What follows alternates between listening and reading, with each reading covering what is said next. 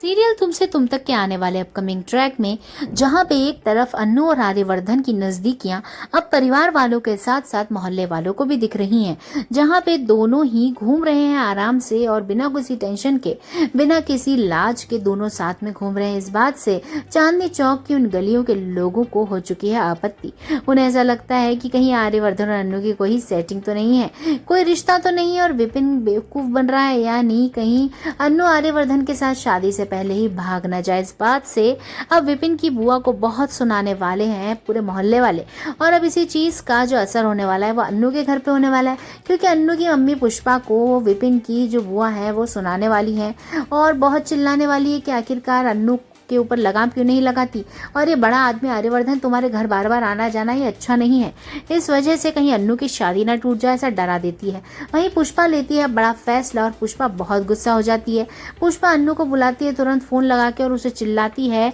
और कहती है कि आखिरकार तो आर्य सर के साथ इतना क्यों रहती है, घूमती है, मैंने देखा है तुझे और बार बार उन्हीं के पसंद का मंगलसूत्र पहन रही थी, आखिरकार बात है तो है क्या।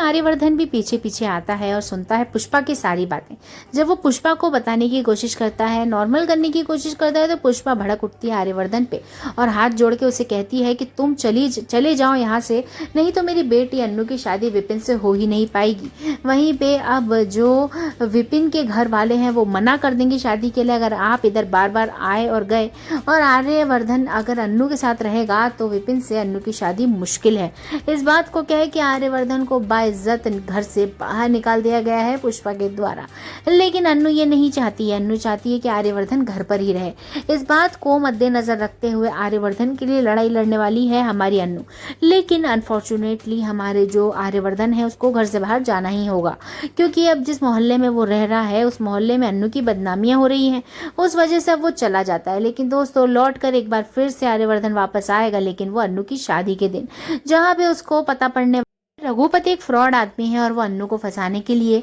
शादी करवाना अपने बेटे विपिन से, तो तुरंत शादी के मंडप वाले दिन ही अन्नू को मंडप से उठा के खुद शादी करने वाला है आर्यवर्धन, जो एक काफी ड्रामेटिक सीन होने वाला है जिसको एंजॉय हम सभी करने वाले हैं। लेकिन जब तक के लिए आपको थोड़ा सा देखना ही होगा ये बात कि विपिन और अन्नू की शादी होगी। विपिन और अन्नू की शादी नहीं, कुछ रस्में ही होंगी, लेकिन अंत में हमारी अन्नू और आर्यवर्धन की ही शादी होगी, ये तो तय है दोस्तों। कैसे होगी ये देखना मजेदार होगा, इसलिए बने रहिए, देखते रहिए सीरियल तुमसे तुम तक।